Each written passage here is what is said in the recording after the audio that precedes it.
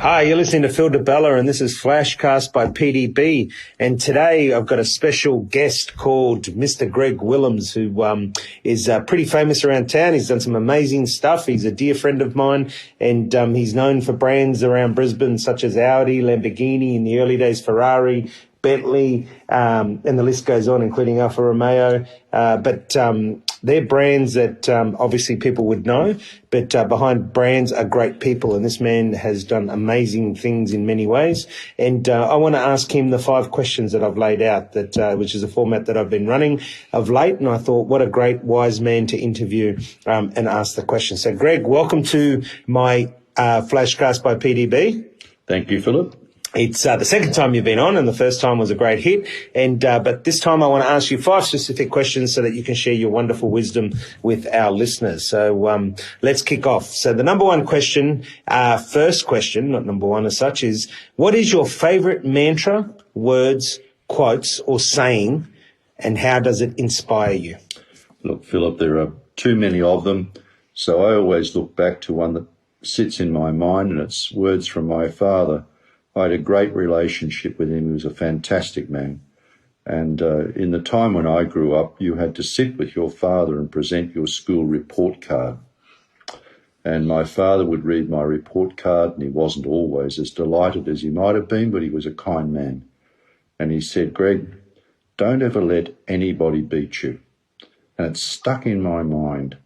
And I could never always be at the top and beat everybody, but it drove me to be the best person that I could be. Fantastic. And something that in line that we talk about, be the best you can be. And our parents always seem to bring us some great wisdom, and awesome that you would honour your dad in that way. Greg, if you could solve one problem in the world, what would it be and how would you go about it? Philip, I can't solve too many problems for the world, but I have a great love of nature and I have a great love of trees. Even today, you and I were walking in a beautiful natural forest, and we were enjoying the trees, and I love them. And I think many of the problems in the world today, we have environmental issues all over the world. In my view, a lot of that could be solved just by maintaining the world's forests. So in my own way, and you are with me at the moment in my property in Mullaney, north of Brisbane, and it's quite beautiful. It's been storming. And we are planting a mass of trees on this property to bring it back to the best that it can be also for nature's sake. So we recently planted almost 500 rainforest trees, and we planted 430 shrubs in our own garden. So I'm trying to recreate in my own small way a beautiful piece of nature. And I think if that could be done all over the world to save forests, it's a government problem, an intergovernmental problem, but not mine. But my own small way, I'm doing everything I can in my own patch. Yeah, fantastic. And it's truly beautiful, and I feel honoured, and I thank you for having me up here. It's always inspiring, and not only great to hang out with yourself and other people with great wisdom, but obviously to see this beautiful nature and what you're doing firsthand. And my wife might even say that you get Phil in the garden here, but he doesn't do it at home. But that's another discussion for another time. Greg, what is your biggest fear and how do you deal with it?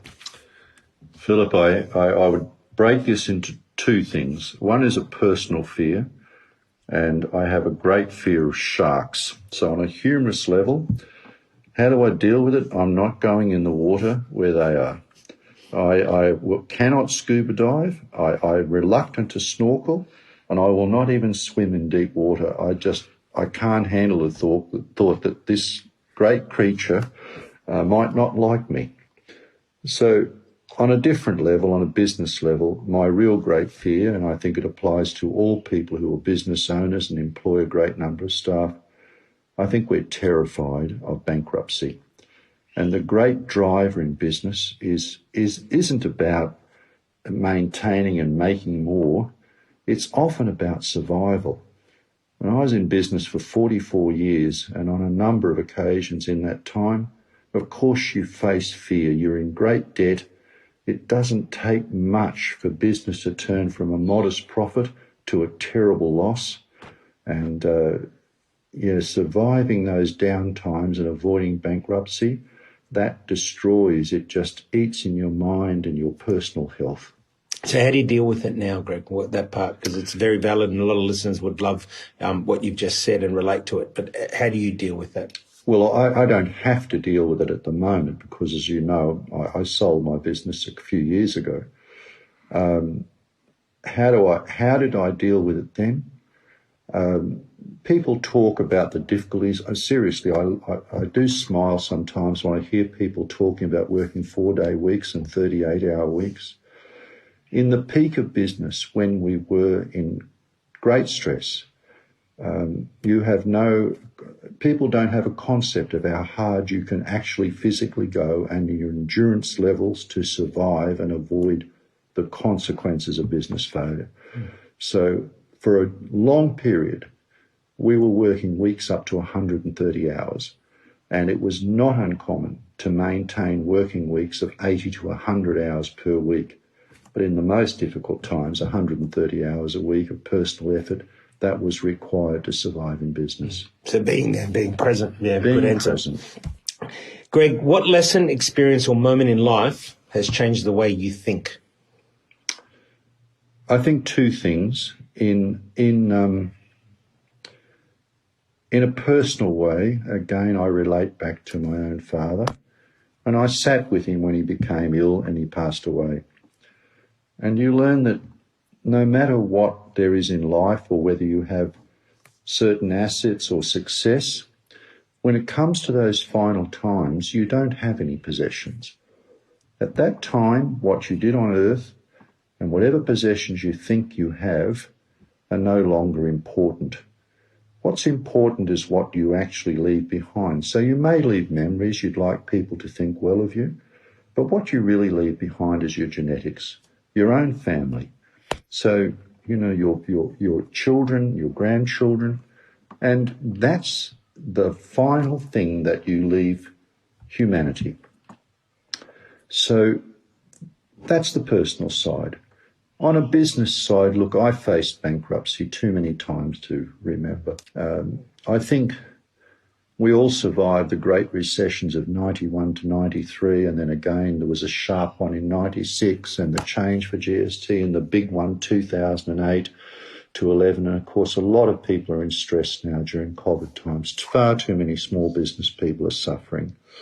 So I think when you go through those times of business doubt, it does change how you think, and it teaches you to act with compassion, but certainly to act quickly. Don't delay a decision hoping that it will get better. It doesn't get better. Think about immediate action, and it's not about surviving for your 100 or 200 or your 1,000 employees. It's surviving for the majority of people and to fight another day. So if you need to act quickly and you need to act with good consideration for everybody around you, but make that decision. It's not a committee. It's you that must show leadership. Great answer, great answer. And I'm sure our listeners are going to get lots out of this. Final question. Finish this sentence. When I leave a room, I would like people to... I'd like people to think kindly of me. Yeah, fantastic. Greg, it's absolute honour. It's always beautiful spending time with you. You know, one of my dear friends, you're a very wise man, and I love learning from wise people. Thanks for being on the show. And can I tell you that people are going to get lots out of this, Greg? It's an absolute honour. Thank you, Philip. You've been listening to Phil DeBella, and this is FlashCast by PDB. Until next time, go and be the best you can be.